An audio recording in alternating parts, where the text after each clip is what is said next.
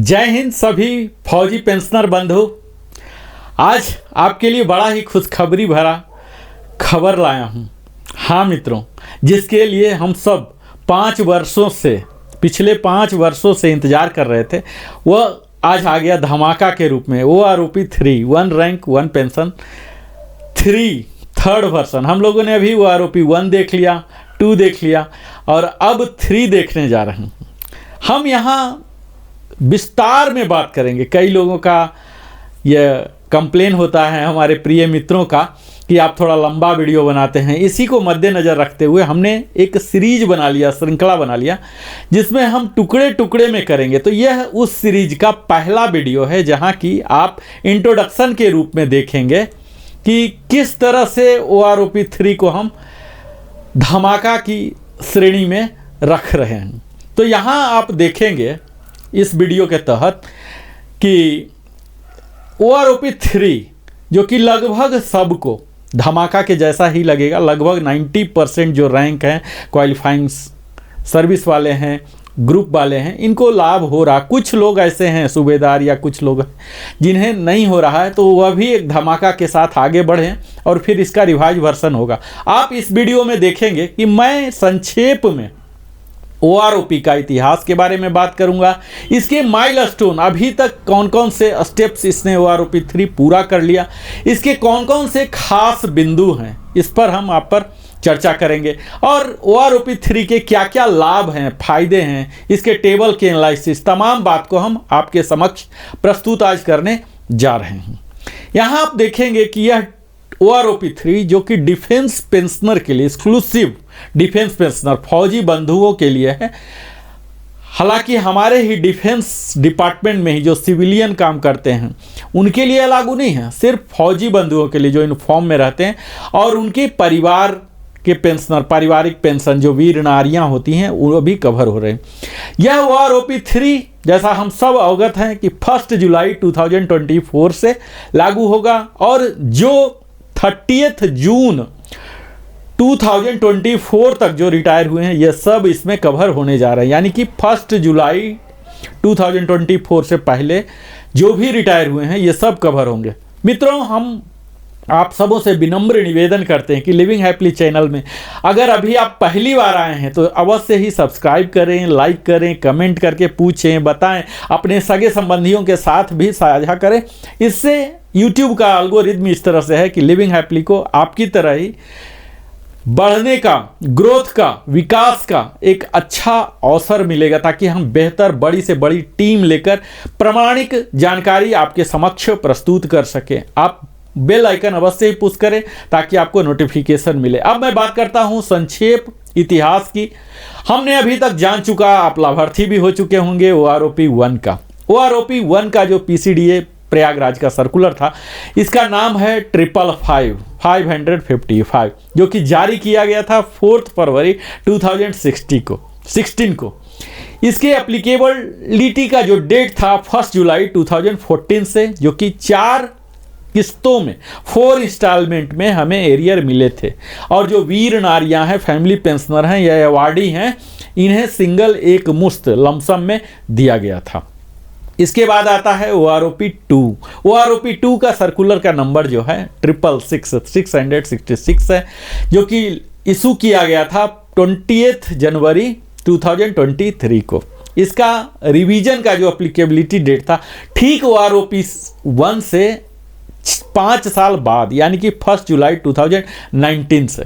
यह भी 4 किस्तों में दिया गया था और वीर नारियां को लमसम एक मुश्त दिया गया था। अगर OROP 3 के लाइन माइलस्टोन की बात करें कि क्या क्या दूरियां अभी तक ये कवर कर लिया, तो सबसे पहले जो गवर्नमेंट ऑफ इंडिया के द्वारा कैबिनेट अप्रूवल इसे मिला, इन प्रिंसिपल सैद्धांतिक जो अनुमोदन मिल गया इसको सबसे पहले।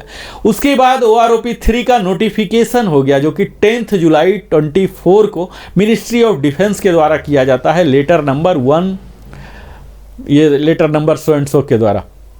तीसरा माइलस्टोन है कंकरेंस मिल गया इनको फाइनेंस डिवीजन, जो इनके अंदर ही है, फाइनेंस मिनिस्ट्री के अंदर ही 12 अगस्त 2024 को इनको मिल गया था। इसके बाद अगला आता है पॉलिसी लेटर जो कि बड़ा ही अहम है, जो अभी सबसे रिसेंट घटना है। DESW जो कि department of ex serviceman welfare ministry of defence ministry के अंदर ही सेना भवन न्यू दिल्ली में स्थापित है।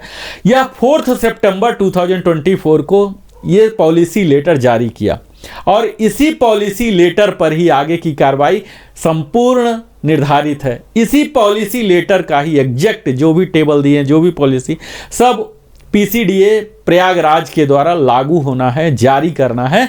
OROP 3 का सर्कुलर आपने अभी तक देखा कि 555 OROP 1 का था, 666 OROP 2 का था, तो हम अनुमान कर सकते हैं कि 777 OROP 3 का होने वाला है। सर्कुलर जारी हो जाने के बाद यही सर्कुलर का कॉपी जो सारे बैंक हैं, PDA हैं, जो कि अभी भी 2% 5% काम कर रहे हैं, और स्पर्श जो कि मुख्य एजेंसी आज हो गई है, पेंशन डिसबर्सिंग एजेंसी, इनके पास जाएगा और फिर उसी टेबल के आधार पर ये पेमेंट करना, एरियर करना शुरू कर देंगे। तो यह तो 6 माइलस्टोन है। 6 माइलस्टोन में 4 ऑलरेडी पूरे हो गए, 2 भी पूरे हो जाएंगे। उम्मीद है महीना के अंदर यह हो जाएगा और हम उम्मीद कर सकते हैं कि दिवाली बम्पर के रूप में या दिवाली से पहले आ जाए, जिसमें 2 या 3 महीने का हमारा एरियर भी रहेगा। अब हम बात करते हैं OROP 3 के सेलिएंट फीचर्स की, जो कि मुख्य बिंदु है। मुख्य बिंदु में यह आप देख लीजिए कि हर 5 साल के बाद इसे रिवीजन का प्रावधान किया गया, जो कि OROP 1 में ही ऐसा बनाया गया था। यह फ्लॉलेस हो, बिल्कुल फास्ट हो, क्विकन हो, इस प्रोसीजर बिल्कुल स्मूथ हो, इसके लिए यहाँ डिटेल्ड टेबल बनाए गए हैं, 121 टेबल। यही संख्या OROP 2 के लिए भी था और यहाँ 265 में पेजेज में एलोबरेटली हर पेंशनर के, फैमिली पेंशनर के जो कवर हो सकते हैं, सारी बातों को यहाँ कवर किया गया है। टाइप ऑफ पेंशन कौन कौन से कवर हो रहे हैं OROP 3 में, तो इसमें रिटायरिंग होंगे, सर्विस पेंशनर होंगे और स्पेशल पेंशन होंगे।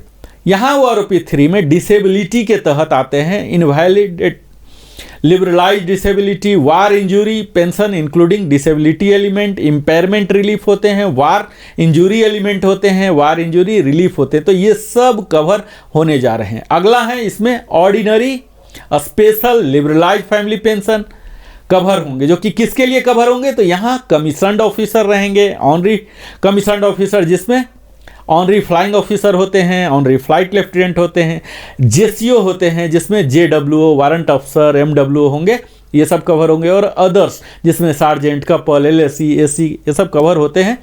इसके साथ ही NC जो कि एयरफोर्स में ज़्यादा होते हैं, बाकी सब में बड़े कम होते हैं, नॉन कम्बैटेंट इनरोल्ड, इन सब के लिए यह लागू होगा। यहाँ कौन कौन कवर होंगे, तो निश्चित है हमारे पेंशन डिफेंस फोर्सेस की जैसे ही बात की जाती है तो सबसे बड़ा भाई आर्मी है, फिर एयरफोर्स है, नेवी है, तो इन तीनों के तो होना ही होना है। इसके बाद DSC जहाँ के री एम्प्लॉय होके जाते हैं आर्मी, एयरफोर्स, नेवी से, जो दूसरी पारी के लिए जाते हैं, सेकेंड री एम्प्लॉयमेंट के ऑप्शन के लिए जाते हैं। फिर टेरिटोरियल आर्मी को भी इससे लाभ मिलेगा, कुछ समय के लिए एक स्पेशल स्किल के साथ अपने एक्सपीरियंस लेने के लिए टेरिटोरियल आर्मी में ज्वाइन होते हैं।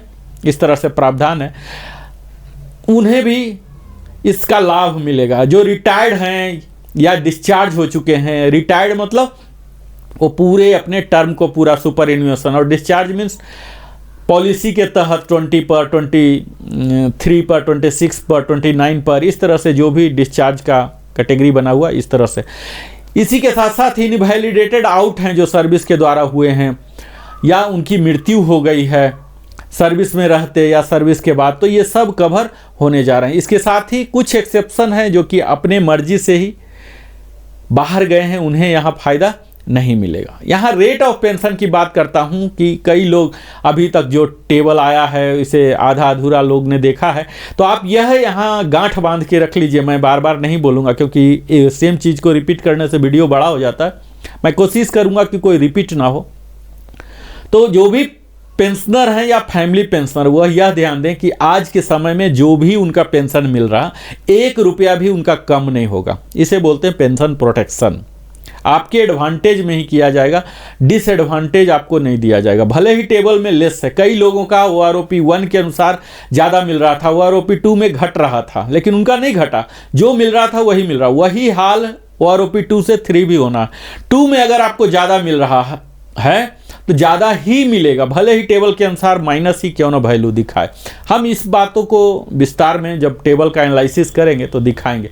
तत्काल OROP 3 के एप्लीकेबिलिटी किन पर लागू हो रहा है, तो सारे डिफेंस पेंशनर जो कि मैंने बात किया और फैमिली पेंशनर, वो रिटायर्ड हो सकते हैं, डिस्चार्ज हो सकते हैं, इनवैलिडेटेड आउट फ्रॉम सर्विस हो सकते हैं, या उनकी मृत्यु हो गई हो, ये सब कवर होने जाएंगे।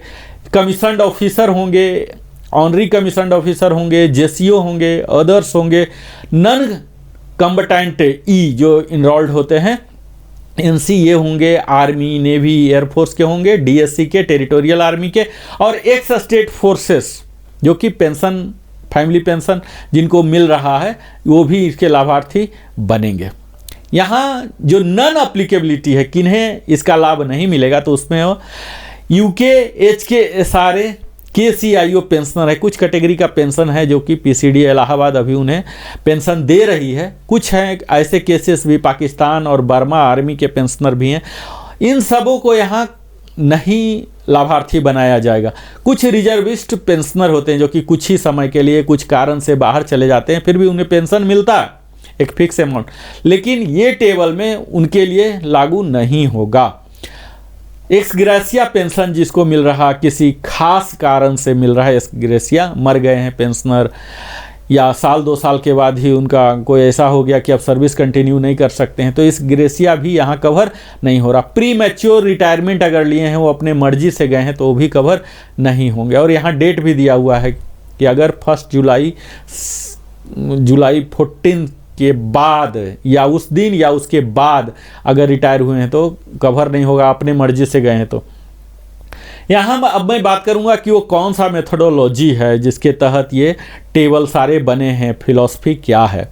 क्योंकि अगर हम फिलॉसफी नहीं समझे तो हमें तरह तरह की एनोमली दिखेगी और फिर हम कंप्लेन देंगे या दुखी होंगे या सोशल मीडिया पर निगेटिव कमेंट देंगे। मेरा यहाँ आपको बताने का मकसद सिर्फ एज इट इज़ उन्होंने जो फिलॉसफी बनाया है उसको मैंने रिसर्च किया, पढ़ा, अध्ययन किया और उसके आधार पर बना रहा हूँ। अब ये मत समझिए कि मैं इस सर्कुलर के पक्ष में हूँ या विपक्ष में हूँ, जो भी है उसे मैं एज इट इज़ बताने का आपको प्रयास करूँगा। यहाँ मूल बिंदु यह है कि मिनिमम और मैक्सिमम उस रैंक के, उस ग्रुप के, उस क्वालिफाइंग सर्विस के क्या मिनिमम वैल्यू है और क्या मैक्सिमम है, इसके जो एवरेज वैल्यू आ रहे हैं ये दिए गए हैं। कौन से डेट के, तो 2023 के इंटायर जो डाटा हैं उस पर इसे ही बेस मान के इसे सारे टेबल का बनाया गया है।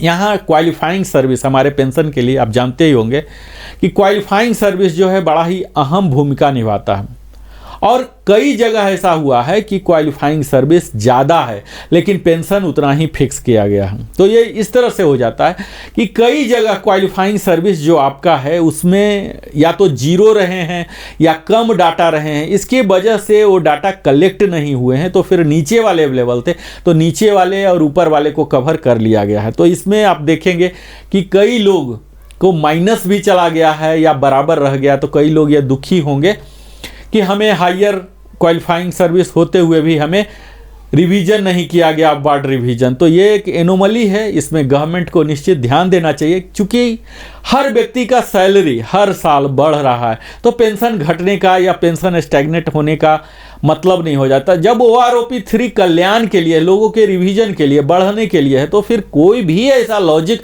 इसमें क्लाउज में होना ही नहीं चाहिए कि वो वहीं रह जाए।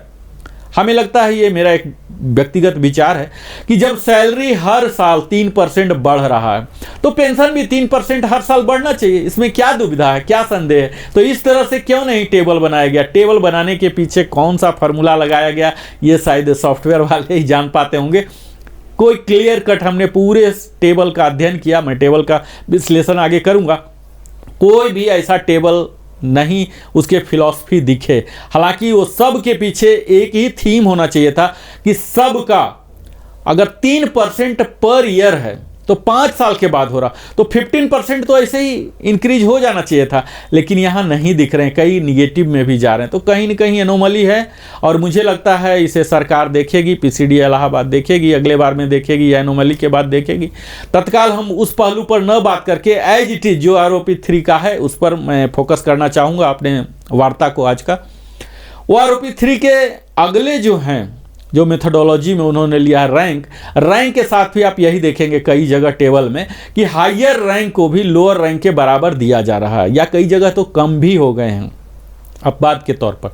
यहाँ भी वही हो रहा, उनके रैंक, उनके ग्रुप और उनके क्वालिफाइंग सर्विस तीनों को जब देख के जब मिनिमम और मैक्सिमम का एवरेज लिया जा रहा है तो बहुत ही नीचे जा रहा है। तो यहाँ स्लैब बना दिया गया है, आप देखेंगे कि 4-5 स्लैब या 3 साल के लिए भी 21 ईयर्स, उससे ज़्यादा 23 ईयर्स, सब का पेंशन बराबर रखा गया। तो इसी वजह से यहाँ हो गया। थर्ड फैक्टर है, कई लोगों का कोई रिवीजन नहीं हुआ है, अनअफेक्टेड रह गया है, 0 आ गया है। तो ये भी वही सब कारण है कि अगर कम हो रहा है तो कम नहीं करके वहाँ 0 पर रख दिया गया है, माइनस नहीं किया गया है, ताकि किसी को डिसएडवांटेज ना हो, चाहे वो फैमिली पेंशनर हो या पेंशनर हो। यहाँ जो भी इम्प्लीमेंटिंग इंस्ट्रक्शन है सेम वो आरोपी 2 का ही है। वो आरोपी 3 में इतने इन्हेंस नहीं दिए हैं इन्होंने मेथोडोलॉजी, सीधा ही बोल दिया है कि आप वो आरोपी 2 को कवर करें,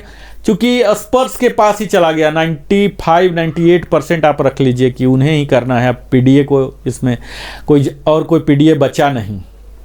और बाकी जो भी टर्म एंड कंडीशन थे वो सब वो आरोपी 2 को ही कॉपी यहाँ किया गया है और सीधे बता दिया गया है कि आप उसी के अनुसार होगा। तो यह वो आरोपी 3 का धमाका था। आप अगर हमारे चैनल को सब्सक्राइब नहीं किया है, सब्सक्राइब करें, लाइक करें, कमेंट करके पूछें, बताएं, अपने सगे संबंधियों के साथ साझा करें और बेल आइकन तो अवश्य ही पुश करें।